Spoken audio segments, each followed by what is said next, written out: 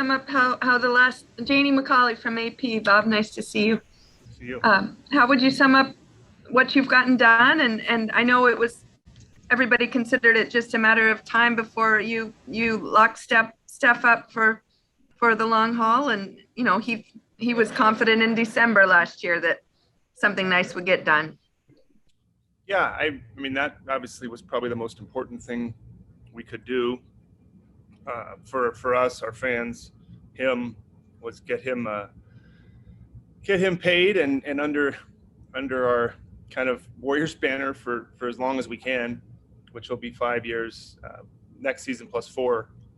And we didn't take that for granted. I don't think he did.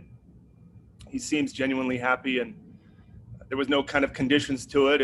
He's thrilled, and we talked quite a bit leading up to free agency, the draft, got his thoughts. And Steph's never demanding. He's always pleasant. He's always collaborative. He's always been that way since I've known him. But he's in a very good place, and I think he got a glimpse into kind of how we were trying to construct things in the draft and in free agency, and got to sit with him the other night at our game. And it was fun to kind of just watch a basketball game. Don't often get to watch a game with him. I just get to watch him. So, yeah, we're excited about him and also the other additions. Not quite the same magnitude, although I don't think anything could reach the magnitude of paying him and getting him back, in the fold for a long time. But also happy about Iguodala and Bielitsa and Otto Porter. Kind of what we were looking for: some maturity, some experience. Very skilled, all three of them can play in the variety of systems. And so I think overall we're excited about the increased depth, the increased veteran leadership, and then how we're going to intertwine the youth. It should be exciting to see. Hey, Bob, Wes Goldberg, Bay Area News Group. How strongly did you consider using the taxpayer mid-level? We offered it to a few people, but they chose other directions. So that's about as strong as you can. We put it out there, but we weren't just going to put it out there without some level of discernment. And so we tried. And ultimately, after a few guys went off the board, we kind of held it in check. And I said this, I think, yesterday, but it doesn't mean we can't use it or won't. It might be in the buyout market if that gets competitive and there's a player we want.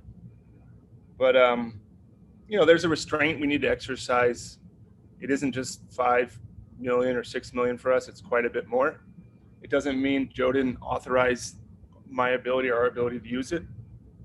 But I said this as well. Sometimes you got to protect Joe from himself. We don't want to just spend to spend. We wanted to have a plan and be strategic. And ultimately, where we offered it, again, the guys that we did went in another direction. Thanks. Bob, how much of your decision so far, at least not to use the mid-level, was impacted by last year, by the Oubre experience last year when you guys really spent a lot of money, didn't get a lot of return on your investment? Yeah, I think we're aware of the things we do that work and some that don't.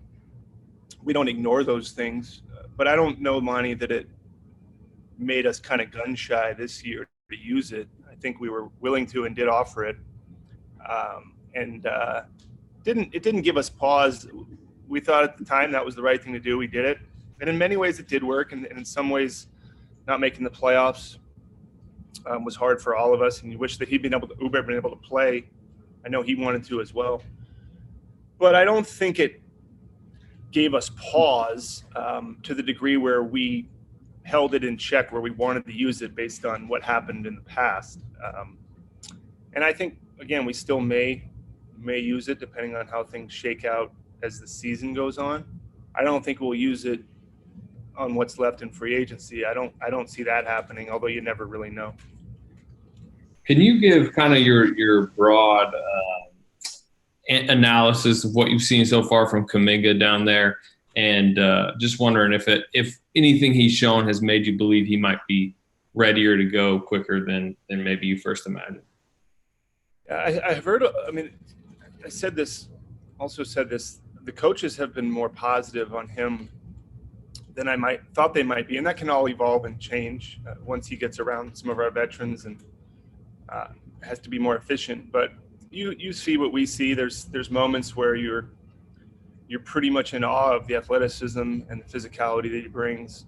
And there's moments where you say, well, you're not going to be able to do that in the NBA game. You got to take care of the ball more. You got to be more under control. But there's some special qualities he has that are rare for an 18-year-old or for a 25-year-old. It's just about refining those things and kind of figuring out how to slow down a little bit and how to better utilize some of those skills, some of that raw talent. But it'll be interesting whether it's him or Wiseman or Moody. And I said this again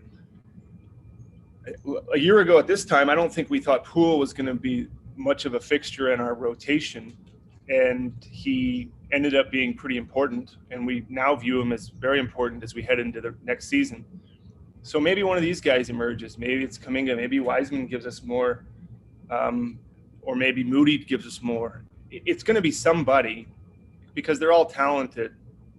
But Anthony, as far as who and when, I just think we got to see a little bit more. And also, you got to beat out some pretty good players to get minutes. I mean, if Iguodala is giving us good minutes, or Porter, Bielitsa, those guys have proven to be pretty effective at what they do. And we're a rare team where we've got a lot of veterans and pretty good players. So for these young guys to break through, they're going to have to be pretty good. Hopefully one will, but I just can't say right now. Do you feel like you're done in free agency? I think we still need probably some kind of ball handling guard. We're a little bit thin there. I think it doesn't take a genius to see that.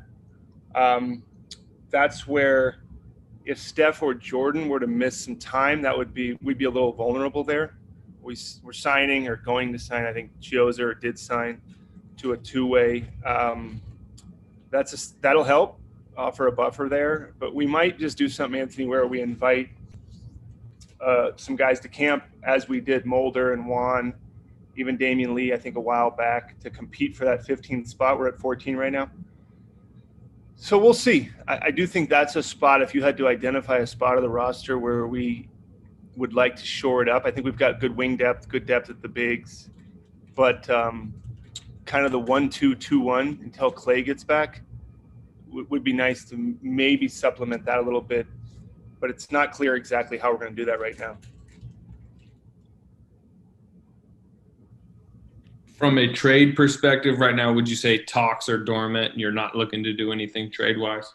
I mean, right now, but again, I don't want to deflect, but tomorrow's maybe different in the next week. It seems to constantly be shifting in the NBA these days, but we're always going to look. We're always going to talk. That's our job.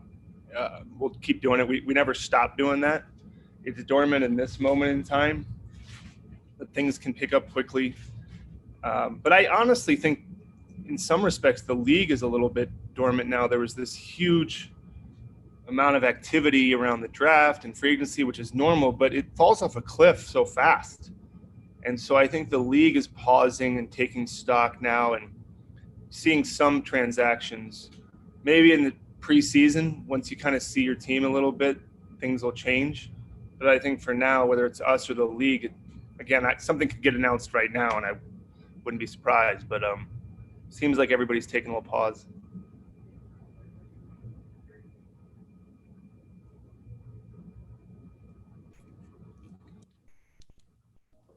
Bob, you talked about watching a game with Steph. Was that you mentioned it? How special was that to just have that time with him, that you guys could just sort of chill and hang out?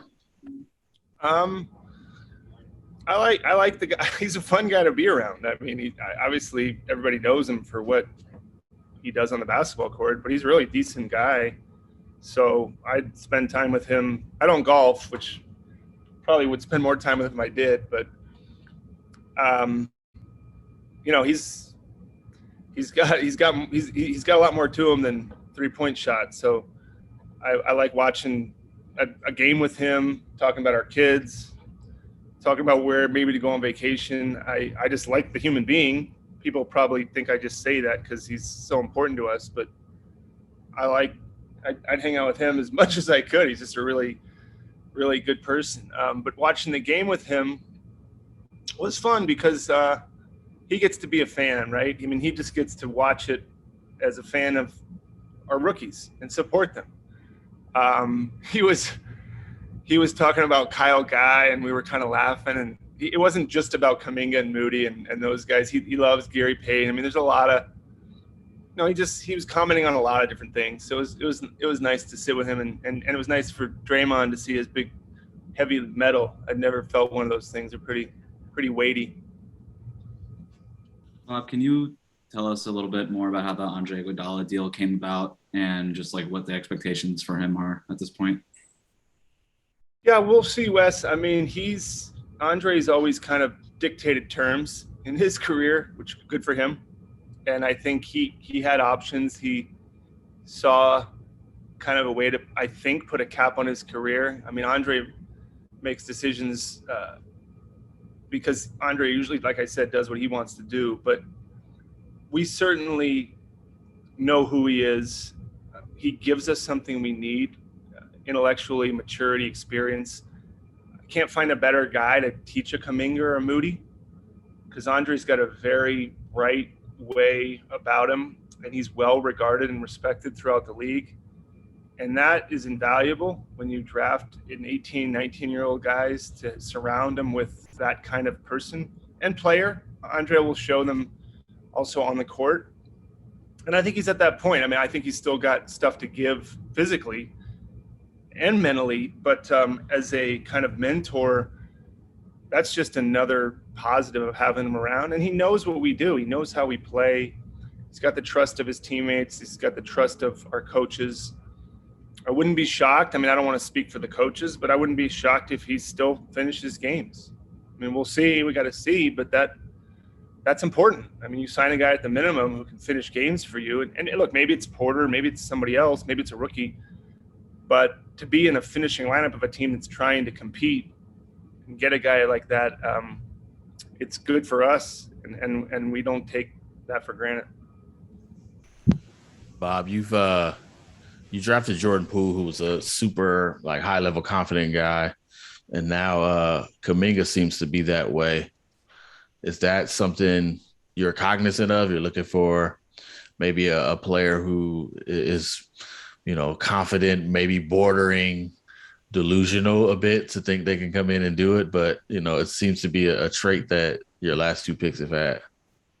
And there's you can't, Marcus, I think in this league now with these players, you can't not have some level of confidence. This league will kind of eat you up and spit you out if you don't have that. So whether it's basketball or anything, you have to come with some level of confidence. But it can't be irrational, or I suppose it can't be too irrational. It can be a little irrational. Most players have a little bit of irrational confidence, which is necessary. But the way we view him, or maybe Jordan or any player, is first you have to believe in yourself before anybody else does. And I think they clearly do. And a guy like Kuminga, when we sat with him and talked about his journey, and he talked about his choices in high school, he said, I wanted to go to New York because that was kind of what I felt was the center of kind of the basketball universe, and I wanted to be the number one player in my class. That's what I wanted to do. And to hear him say it with such clarity gave us a little bit of an insight of this guy wants it for himself. And the importance of that is in our league now, there's so much money and all these contracts are guaranteed, which is completely deserved and fine. We have to hope a player wants to work because he wants to work for himself. We can't count on us motivating him or even financially being motivated. We have to hope that he wants it. And Kuminga and even Moody and a lot of our players, even going back to Clay and Draymond, their success is born in their work. And I think Kuminga, even Moody, Poole, even James, that's what's going to make them make it or not, is that work ethic. And I think they all have it.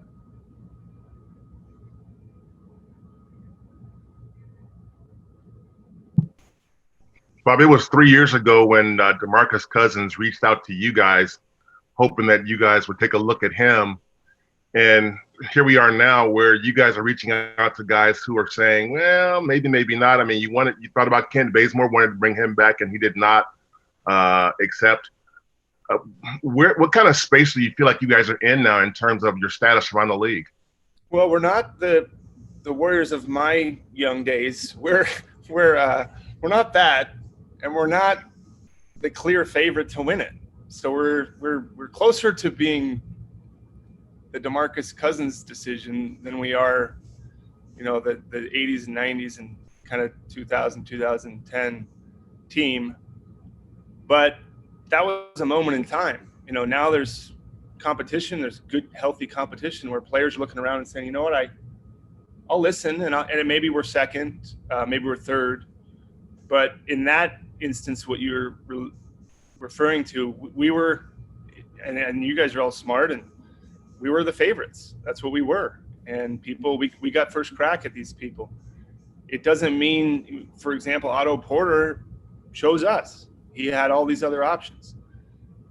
In those days, and I said this about David West, he turned down $11 million to come to our team. But I don't think he regretted it. He won 2 championships. So you can't look at us and think that's what we are. That'd be naive to say we have the same chances. But that's okay, right? That's okay. That we don't have to be that all the time. Our people pick up the phone when we call. They talk to us. They think about us, and you win some ties and you lose some. But that's to think that it's going to be like that. Probably not going to be like that. That was a rare moment in time. Bob, thank you. Brandon Crawford got a 2-year deal. I'm going to go. Thanks, everybody. See you. And look, you already get bumped for Brandon Crawford. See? Well, see, I told you those days are over. That wouldn't happen. It wouldn't happen when we had these great teams. Marcus. I know. I'm sorry, Jay. Thank you, Bob. Thanks. All right, bye, Janie. Bye. It's okay. You can all go. You can all go and report that if you want. I'll be okay. I'm good. Can I ask you about Kuminga's passing? He's had a few real nice moments. Obviously, several turnovers, but even in the pre-draft, you mentioned looking at the tape and being like, oh, the passing's maybe a little better than I remembered. What about that part of his game? Yeah, same as you see. I think some of the negative comments on him were his lack of feel, and you can't really make many good passes if you have no feel. Now, can you get better? Yeah, I definitely think you can. But you see what we see. Even Steve commented during the game the other night. He said, I love his willingness to pass. And I think that's what we saw too. He's got to grow in that area. But he isn't somebody that is incapable or completely unaware or doesn't want to. He's not that. And he needs to get better at some of the passing decision-making, but he wants to. And I think that's a huge part of being good at it, is the desire to make the right play. Bob, are you carrying 15, or do you want to keep a spot open? Well, we have 14 now. I think we'll keep 15 open for competition. So that could mean somebody wins that in camp. That could mean in February or March during the buyout, we do it. But, look, if we have some injuries and we're thin in an area and we got to grab someone, if we make a trade, it opens up a spot. But today, Marcus, I think we're going to stay at 14 and see what happens in camp. You guys made a pretty heavy investment in your development staff. What should we take from that? We thought we needed to be better. Yeah. You should take the fact that that's a huge part of what makes an organization successful or not. It's hard to build a good team, but the way we did it before was through growth, internal growth, and that's where we have the most control. Trades and free agency require kind of a partner or somebody to choose us. So if we can hone and develop our player development program, at least we know what we have and we don't wonder. And it's a big part of what every league is doing now. I think the NBA was maybe a little bit behind. I don't know where the NFL is, but baseball always did a great job of player development with the minor leagues. And so we recognized the need there, and that's where Kenny and Jama come in, and well established how good Jama was in Toronto, and Kenny has a great background in what he did in Brooklyn. So Steve, kind of leading the charge, recognized with having guys like Wiseman and having 2 lottery picks, it's not that it wasn't important before, but we looked at it and said, this is an area where we think we can improve. And I actually think we really have. Those guys are as advertised, in some ways even better than we thought in the short amount of time we've had them. I don't know if you've spoken to either of them. I guess we just announced, looking at Raymond. I think you'll agree with my assessment, and hopefully you can come to practice and see some of their work, because I think they're great assets for the organization. Oh, it's awful nice of you to invite us to practice. Yeah, I mean, don't you? Are they coming next year, Ritter? Whoa! Why are you asking Ray? You just said it. Charge. You just said it. Yeah, Raymond decides. Coming next year? The media, they can come. We don't know yet. All right, sorry. We're hopeful. I should have qualified end of practice. Yeah. End of practice. Maybe Monty, you can come.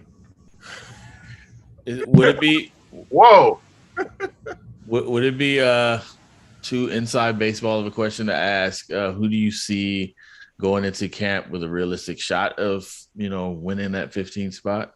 I don't know. We haven't narrowed down who those candidates will be yet. We have some ideas, but I said it, I think, to Anthony, that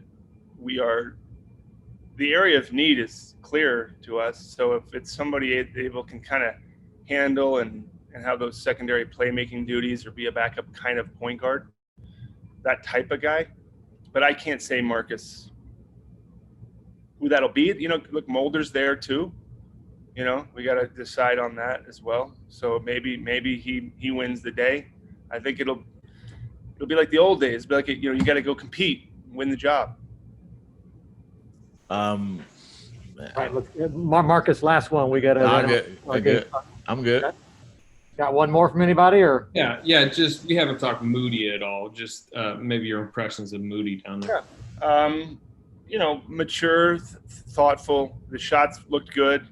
Again, some of the shot selection, some of the decision making, defensively, kind of the lateral quickness, lateral movement, just all stuff that comes with experience and time. But the things we like that maybe you don't get to see, or love the intentions, love the work, love the questions they're asking, love how they're approaching stuff. He's a guy that knows how to play off the ball, which is probably more realistic for someone walking into our situation to need to know how to play off the ball. So he's growing, and we're excited to see what he can do too.